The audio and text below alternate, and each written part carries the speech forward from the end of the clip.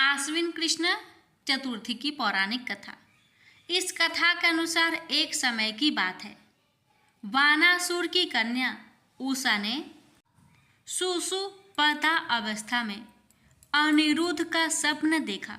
अनिरुद्ध के विरह से वह इतनी अभिलाषी हो गई कि उसके चित्त को किसी भी प्रकार से शांति नहीं मिल रही थी। उसने अपनी सहेली चित्रलेखा से त्रिभुवन के संपूर्ण प्राणियों के चित्र बनवाए। जब चित्र में अनिरुद्ध को देखा तो कहा, मैंने इसी व्यक्ति को सपने में देखा था। इसी के साथ मेरा पानी ग्रहण भी हुआ था। हे सखी, यह व्यक्ति जहाँ कहीं भी मिल सके ढूंढ लाओ, अन्यथा इसके वियोग में मैं अपने प्राण छोड़ दूंगी। अपनी सखी की बात सुनकर चित्रलेखा अनेक स्थानों में खोज करती हुई द्वारिकापुरी में आ पहुंची। चित्रलेखा राक्षसी माया जानती थी। उसने वहां अनिरुद्ध को पहचान कर उसने उसका अपहरण कर लिया और रात्रि में पलंग सहित अनिरुद्ध को उठाकर वह गोधूली बेला में वानासुर की नगरी में प्रविष्ट हुई। इधर परधुम्न को पुत्र शोक के कारण असाध्य रोग से ग्रसित होना पड़ा। अपने पुत्र परधुम्न एवं पौत्र अनिरुद्ध की घटना से कृष्ण जी भी व्याकुल हो उठे। रुक्मणी भी पौत्र के दुखी होकर बिलखने लगी और खिन्न मन से कृष्ण जी से कहने लगी, हे नाथ, हमारे प्रिय पुत्र का किसने हरण कर लिया, अथवा वह अपनी इच्छा से ही कहीं गया है। मैं आपके सामने शोकाकुल हो अपने प्राण छोड़ रही हूँ। रुक्मणी की ऐसी बात सुनकर श्री कृष्ण जी यादवों की सभा में उपस्थित हुए। वहाँ उन्होंने परम तेजस्वी लोमस ऋषि के दर्शन किए। उन्हें प्रणाम कर श्री कृष्ण ने सारी घटना कह सुनाई। श्री कृष्ण ने लोमस ऋषि से पूछा कि हे मुनिवर, हमारे पुत्र को कौन ले गया? वह कहीं स्वयं तो नहीं चला गया है? हमारे बुद्धिमान पुत्र का किसने अपहरण कर लिया? यह बात मैं नहीं जानता हूँ। उसकी माता पुत्र वियोग के कारण बहुत दुखी है। कृष्ण जी की बात सुनकर लोमस मुनि ने कहा, हे कृष्ण, वानासुर की कन्या उषा की सहेली चित्रलेखा ने आपके पुत्र का अपहरण किया है और उसे बानासुर के महल में छिपा के रखा है। यह बात नारद जी ने बताई है। आप आश्विन माह के कृष्णा पक्ष की चतुर्थी संकटा का अनुष्ठान कीजिए। इस व्रत के करने से आपका पुत्र अवश्य ही आ जाएगा। ऐसा कहकर मुनिवर वन में चले गए। श्री कृष्ण जी ने लोमस ऋषि की कथा अनुसार व्रत किया और इस व्रत के प्रभाव से उन्होंने अपने शत्रु बानासुर को पराजित कर दिया। यद्यपि उस भीषण युद्ध में शिव जी ने भी बानासुर की बड़ी रक्षा की, फिर भी वह परास्त हो गया। भगवान कृष्ण ने कुपित होकर बानासुर की सहस्त्र भुजाओं को काट डाला। ऐसी सफलता मिलने का कारण व्रत का प्रभाव ही था। श्री गणेश जी को प्रसन्न करने तथा संपूर्ण विघ्नों को दूर करने के लिए इस व्रत के समान कोई दूसरा व्रत नहीं है। श्री कृष्ण ने कहा, हे राजन, संपूर्ण विपत्तियों के विनाश के लिए मनुष्य को इस व्रत को अवश्य ही करना चाहिए। इसके प्रभाव से आप शत्रुओं पर विजय प्राप्त करेंगे एवं राज्याधिकारी होंगे। इस व्रत के महिमा का वर्णन बड़े बड़े विद्वान भी नहीं कर सकते। हे कुंती पुत्र, मैंने इसका अनुष्ठान स्वयं किया है। यह मैं आपसे सत्य कह रहा हूँ। प्रेम से बोलिए गणेश जी महाराज की जय। चौथ माता की कहानी। एक नगर में एक बूढ़ी माँ रहती थी। वह अपने बेटे की सलामती के लिए 12 महीनों की चौथ का व्रत करती थी। हर चौथ को पानसाड़ी से थोड़ा सा गुड़ और घी लाकर 4 लड्डू बनाती, एक बेटे को देती, एक से पूजा करती, एक हाथ कार के लिए निकालती और एक चांद उगने पर खुद खा लेती थी। एक बार उसका बेटा ताई से मिलने गया। ताई ने बैसाखी चौथ का व्रत रखा था। ताई से पूछा, माँ तो 12 चौथ करती है। ताई बोली, तेरी माँ तेरी कमाई से तरमाल खाने के लिए 12 चौथ करती है। तू परदेश जाए तो वह एक भी चौथ नहीं करेगी। लड़के को लगा ताई सच कह रही है। घर आकर माँ से कहा, मैं परदेश जा रहा हूँ। यहाँ तू मेरी कमाई खाने पीने में ही उड़ा देती है। माँ ने समझाकर रोकना चाहा, पर बेटा नहीं माना। माँ ने उसे साथ ले जाने के लिए चौथ माता के आंखें दिए और कहा, मुसीबत में ये आंखें तेरी मदद करेगी। वह आंखें लेकर रवाना हो गया। घूमते हुए एक नगर में पहुंचा। उसने देखा एक बूढ़ी माँ रोती जा रही थी और पुआ बनाते जा रही थी। उसने कारण पूछा तो बूढ़ी माँ ने कहा, बेटा, इस नगर की पहाड़ी पर एक दैत्य रहता है। पहले वह नगर में आकर कई लोगों को खाने के लिए मार देता था। अब राजा हर घर से एक आदमी दैत्य के पास भेजता है और आज मेरे बेटे की बारी है, इसलिए रो रही हूँ और उसी के लिए पुए बना रही हूँ। वह बोला, तू पुए मुझे खिला दे, तेरे बेटे की जगह मैं चला जाता हूँ। बूढ़ी माँ ने खीर पुए उसे खिला दिए। खा पीकर वह सो गया। रात को राजा के सैनिक आए तो बूढ़ी माँ ने उसे भेज दिया। दैत्य के सामने पहुंचने पर उसने चौथ माता के आंखें दैत्य की तरफ फेंक कर कहा, हे चौथ माता, यदि मेरी माँ मेरी सलामती के लिए व्रत करती है तो दैत्य का सिर कटकर गिर जाए। तुरंत दैत्य का सिर कट गया। लड़का वापस आ गया। राजा ने उसे उपहार देकर विदा किया। चलते हुए एक दूसरे राजा के नगर में पहुंचा। इस राज्य में आवा तभी पकता था जब एक इंसान की बलि दी जाती थी।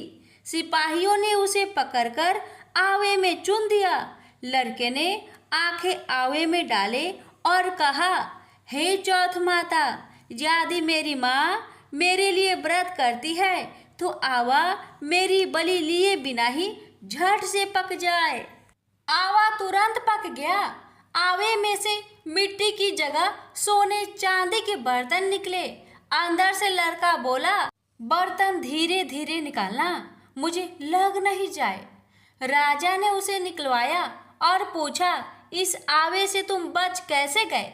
लड़के ने बताया कि उसकी माँ चौथ माता का व्रत करती है। व्रत के कारण ही वह बच पाया। राजा को विश्वास नहीं हुआ। उसने एक चांदी की सुराही मंगवाई और कहा कि सुराही की नली से निकलकर दिखाओ, तभी मुझे विश्वास होगा। लड़के ने चौथ माता को याद करके आंखें सुराही में डाले और कहा, मैं भावरा बनूं, सुराही से निकलूं। लड़का भावरा बनकर सुराही से निकल गया। राजा ने खुश होकर राजकुमारी की शादी उसके साथ करवाई और सभी लोगों को चौथ माता का व्रत करने को कहा। उसे माँ की याद आई। उसने राजा के पास जाकर खुद के नगर जाने की इच्छा जाहिर की। राजा ने रथ, घोड़ा, हाथी और खूब सारा दान दहेज देकर उन्हें विदा किया। चौथ के दिन अपने नगर पहुंचा। वह अकेला पंसारी के यहाँ माँ का इंतजार करने लगा। सोचा, चौथ है तो माँ यहाँ जरूर आएगी। थोड़ी देर बाद लकड़ी टेकती हुई माँ आती दिखी। उसकी माँ की आंखों में जाले आने के कारण दिखना कम हो गया था। लड़के ने जानबूझकर अपना पैर लकड़ी में लगा दिया। कहने लगा, बल रे पूत काती, मेरे पैर को लगा दी। माँ ने उसे नहीं पहचाना। कहने लगी, भैया, मुझे चाहे कितनी गाली निकालो पर मेरे बेटे को कुछ मत कहना। बेटा माँ के चरणों में गिर पड़ा। कहा, माँ, मैं ही तेरा बेटा हूँ, मुझे माफ कर दो। माँ ने उसे गले से लगा लिया। नगर के लोगों ने विश्वास नहीं किया कि वह उसी का बेटा है। बूढ़ी माँ ने चौथ माता को याद करके कहा, हे चौथ माता, यदि मैं अपने बेटे के लिए व्रत करती हूँ तो मेरे स्तन में दूध भर जाए और उसकी धार मेरे बेटे के मुंह में गिरे। माँ के स्तन से दूध की धार निकलकर बेटे के मुंह में गिरने लगी। लोग चौथ माता की जय जयकार करने लगे। उस नगर के सभी लोग चौथ माता का व्रत करने लगे। हे चौथ माता, जैसे बूढ़ी माँ और उसके बेटे की सहायता की, वैसे हमारी भी करना। कहानी कहने, सुनने और हुक्कार भरने वाले पर कृपा करना। बोलो चौथ माता की जय हो। गणेश जी और मालिन की कथा। एक बार एक नगर में एक मालिन रहती थी। उसके पति चल बसे थे। उसका एक 4 साल का पुत्र था। उसकी सास कठोर हृदय की स्त्री थी। वह बहू को बहुत तकलीफ देती थी। एक दिन सास ने बहू और पोते को घर से निकाल दिया। वे दोनों रोते हुए चलते चलते एक जंगल में जा पहुंचे। वहां एक बड़े पेड़ के नीचे बैठ गए। वहां से थोड़ी दूर पर एक गणेश जी का मंदिर था। वहां बहुत लोग गणेश जी के दर्शन करने आते थे। दर्शन करके गणेश जी को प्रसाद चढ़ाते, फिर वह प्रसाद सबको बांट देते थे। इस प्रसाद से माँ बेटे का गुजारा होने लगा। दोनों गणेश जी की पूजा पाठ में लग गए। एक दिन उन्होंने सोचा, क्यों ना हम भी जंगल से फूल लाकर बेचे। वे रोज जंगल से फूल लाकर उसकी माला बनाकर बेचने लगे। साथ में पूजा की सामग्री और प्रसाद भी बेचने लगे। इससे उनको आमदनी होने लगी। गणेश जी की कृपा से आमदनी बढ़ने लगी। जल्दी ही उन्होंने एक मकान और एक दुकान बना लिया। एक राजा की लड़की मंदिर में रोज पूजा करने आती थी। मालिन के बेटे को देखकर राजकुमारी उस पर मोहित हो गई और उससे विवाह करने की सोचने लगी। उसने अपनी भाभी से अपने मन की बात कही। भाभी अनुभवी थी। उसने कहा, ये तो मालिन का बेटा है और तुम एक राजा की बेटी हो। यदि तुमने उससे विवाह किया तो तुम्हारी बहुत बेइज्जती होगी। पर राजकुमारी अपनी बात पर अड़ी रही। उसने कहा, मैंने तो प्रतिज्ञा कर ली है कि उसी से विवाह करूंगी। भाभी ने घर जाकर सारी बात राजा को बता दी।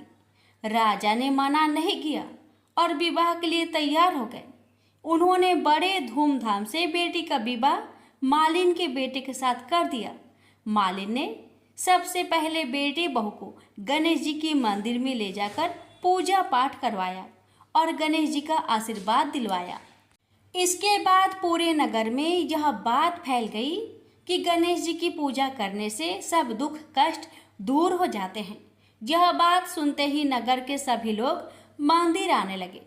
मालिन और उसके बेटे की बिक्री और बढ़ गई। उधर उसकी सास के बुरे दिन आ गए।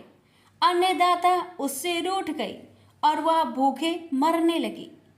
एक दिन वह रोती धोती उसी गणेश जी के मंदिर में आ पहुंची। वहां वह मालिन के बेटे से बोली, मैं भूखी हूँ, मुझे रोटी कपड़ा दे देना, इसके बदले मैं तुम्हारे सारे काम कर दूंगी। लड़के को दया आ गई और उसे काम पर रख लिया। उसने अपनी दादी को नहीं पहचाना। जब मालिन घर आई तो उसने सास को पहचान लिया। वह सास से बोली, सासू जी आप यहाँ कैसे? सास ने पोते की तरफ इशारा करके कहा, मेरी इस सेठ के यहाँ नौकरी लग गई है। बहू बोली, यह आपका पोता है और यह घर भी आपका ही है, यह दुकान भी आपका ही है। जब आपने हमें घर से निकाला तब गणेश जी ने हमारी रक्षा की। बहू की बात सुनकर सास बोली, मेरी करनी मैंने भोग ली। बहू बोली, सासू जी अब आप हमारे यहाँ रहो और पोते का सुख देखो। हे गणेश जी महाराज, जैसा सुख आपने मालिन को दिया वैसा ही सुख सबको देना। प्रेम से बोलिए गणेश भगवान की जय। एक समय की बात है, एक भाई बहन रहते थे। बहन का नियम था कि वह अपने भाई का चेहरा देख के ही खाना खाती थी। हर रोज वह सुबह उठती थी और जल्दी जल्दी सारा काम करके अपने भाई का मुंह देखने के लिए उसके घर जाती थी। एक दिन रास्ते में एक पीपल के नीचे गणेश जी की मूर्ति रखी थी। उसने भगवान के सामने हाथ जोड़कर कहा कि मेरे जैसा अमर सुहाग और मेरे जैसा अमर पिहर सबको दीजिए। यह कहकर वह आगे बढ़ जाती है। जंगल के झाड़ियों के कांटे उसके पैरों में चुभा करते जाते थे। एक दिन भाई के घर बहन पहुंची और भाई का मुख देखकर बैठ गई तो भाभी ने पूछा, पैरों में क्या हो गया है? यह सुनकर उसने भाभी को जवाब दिया कि रास्ते में जंगल के झाड़ियों के गिरे हुए कांटे पाँव में चुभ गए हैं। जब वह वापस अपने घर आ जाए तब भाभी ने अपने पति से कहा कि रास्ते को साफ करवा दो, आपकी बहन के पाँव में बहुत सारे कांटे चुभ गए हैं। भाई ने तब कुल्हाड़ी लेकर सारी झाड़ियों को काटकर रास्ता साफ कर दिया, जिससे गणेश जी का स्थान भी वहां से हट गया। यह देखकर भगवान गुस्सा हो गए और उसके भाई के प्राण हर लिए। लोग अंतिम संस्कार के लिए जब भाई को ले जा रहे थे तब उसकी भाभी रोते हुए लोगों से कही, थोड़ी देर रुक जाओ, उसकी बहन आने वाली है, वह अपने भाई का मुख देखे बिना नहीं रह सकती, उसका यह नियम है। तब लोगों ने कहा, आज तो देख लेगी पर कल कैसे देखेगी? रोज दिन की तरह बहन अपने भाई का मुंह देखने के लिए जंगल में निकली। तब जंगल में उसने देखा कि सारा रास्ता साफ किया हुआ है। जब वह आगे बढ़ी तो उसने देखा कि सिद्धि विनायक को भी वहां से हटा दिया गया है। तब उसने जाने से पहले गणेश जी को एक अच्छे स्थान पर रखकर उन्हें स्थान दिया और हाथ जोड़कर बोली, भगवान मेरे जैसा अमर सुहाग और मेरे जैसा अमर पिहर सबको देना। और फिर बोलकर आगे निकल गई। भगवान तब सोचने लगे, अगर इसकी नहीं सुनी तो हमें कौन मानेगा, हमें कौन पूजेगा? तब सिद्धि विनायक ने उसे आवाज दी, बेटी इस खेजड़ी की 7 पत्तियां लेकर जा और उसे कच्चे दूध में घोलकर भाई के ऊपर छींटा मार देना, वह उठकर बैठ जाएगा। यह सुनकर जब बहन पीछे मुड़ी तो वहाँ कोई नहीं था। फिर वह यह सोचने लगी कि ठीक है, जैसा सुना वैसा कर लेती हूँ। फिर वह 7 खेजड़ी की पत्तियां लेकर अपने भाई के घर पहुंची। उसने देखा वहाँ कई लोग बैठे हुए हैं। भाभी बैठी रो रही है और भाई की लाश रखी है। तब उसने उस 7 पत्तियों को बताए हुए नियम के तहत भाई के ऊपर इस्तेमाल किया। तब भाई उठकर बैठ गया। भाई बोला बहन से, बोला मुझे बहुत ही गहरी नींद आ गई थी। तब बहन बोली, यह नींद किसी दुश्मन को भी ना आए। और उसने सारी बात अपने भाई को बता दी। तो मान्यता के अनुसार ये है गणेश जी की चमत्कारी कथा। प्रेम से बोलिए गणेश भगवान जी की जय हो।